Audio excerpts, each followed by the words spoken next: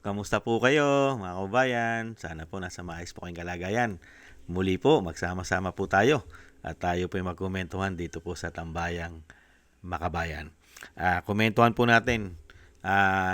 Noong isang araw po, kahapon, ay sumagot na po. Sinagot na po ni Senadora Pia Cayetano. Ito pong patutsada sa kanya ng veteranang aktres na si Gloria Diaz. Kung natatandaan po natin, ay binanatan po ni Gloria Diaz ito pong si Senadora Pia Cayetano. Ito po yung banat niya na kumalat po sa social media. Bago po natin pakinggan si Senadora Pia Cayetano, basahin po muna natin yung kumalat na banat po sa social media ni Gloria Diaz. Basahin po natin. Dahil nairita sa boses Gloria Diaz na isipakulong si Senadora Pia Cayetano. You are KSP. Your voice is irritating. Grabe. Dapat ikulong itong taong ito. Madrama, mga kababayan. Sa boses daw po ni Senadora Pia Cayetano, irritating at grabe, dapat daw po ipakulong. Ayon po dito sa veteranang actress na naging Miss Universe pa yata yan, 1969, kung hindi po nagkakamali ang inyong lingkod.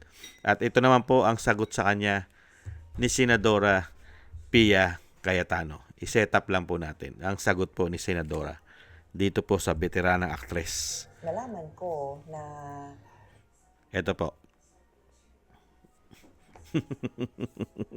Mga kababayan, umpisa na po natin ang sinasabi po ni Senadora. nalaman ko na pati na pala ang aking tono ng boses pinagdidiskitahan. And I don't mind. Guys, hindi ako singer. Wala talaga akong boses. Kaya kung maghahanap ka ng campaign na kumanta ako, wala ho kayong makikita.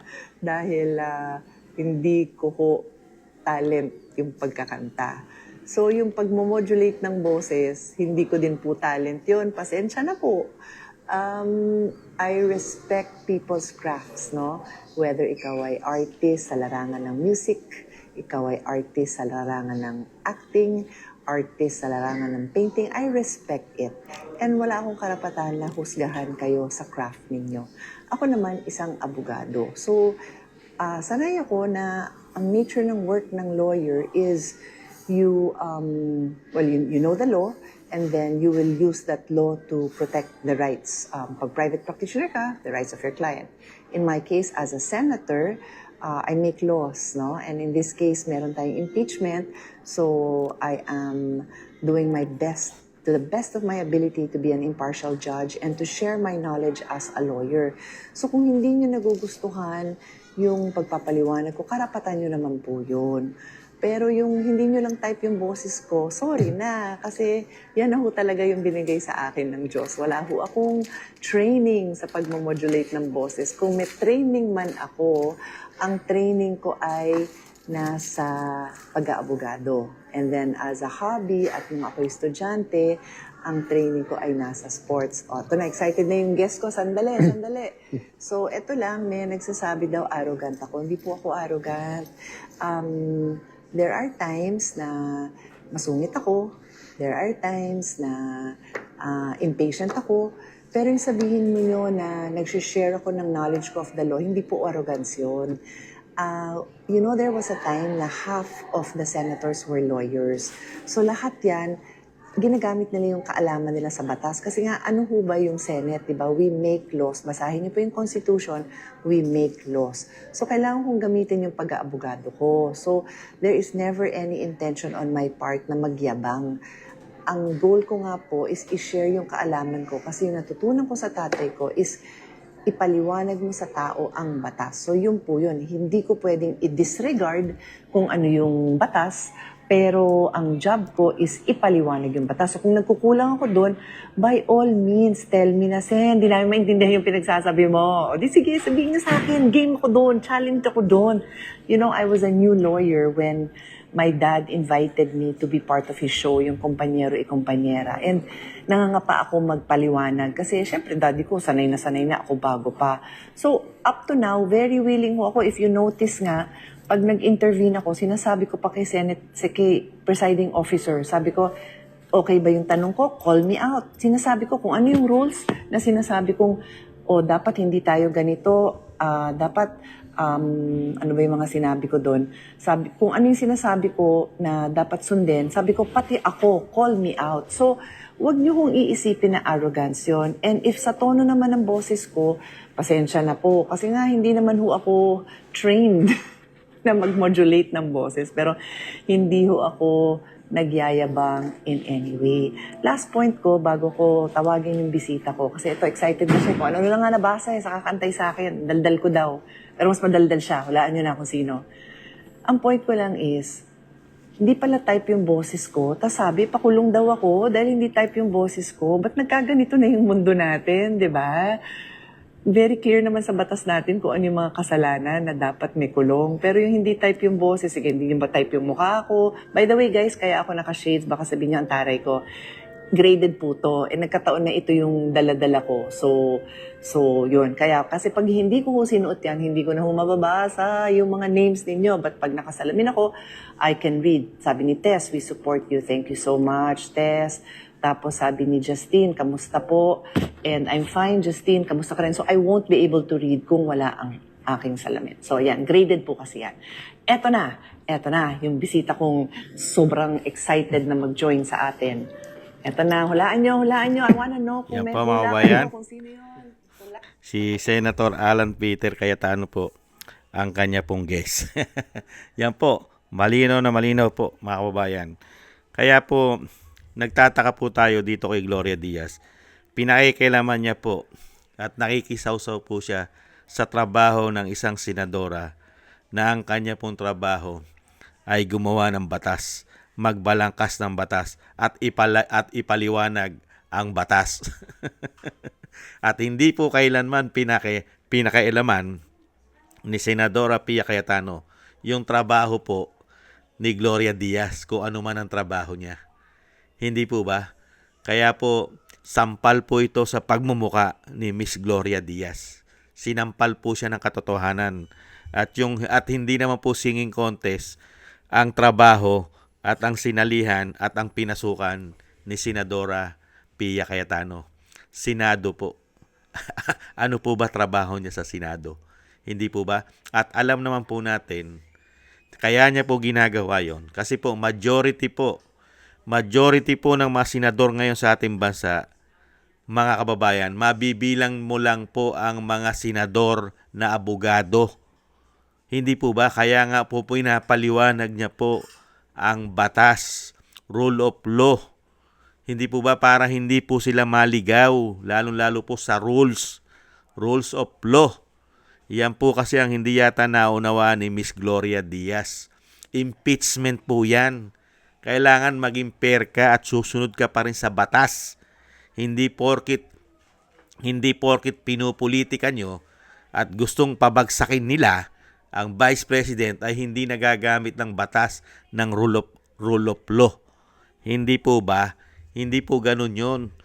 Kung pangit man ang boses sa pandinig ninyo, Miss Gloria, sinasabi rin naman ni Senador Pia, wala po sa batas na makukulong ka kung pangit ang boses mo, lalo kung wala namang krimen. Hindi po ba, mga kababayan? At ang hirap po kasi rito kay Miss Gloria Diaz. Masyado po kasi siyang halata. Halatang halata po.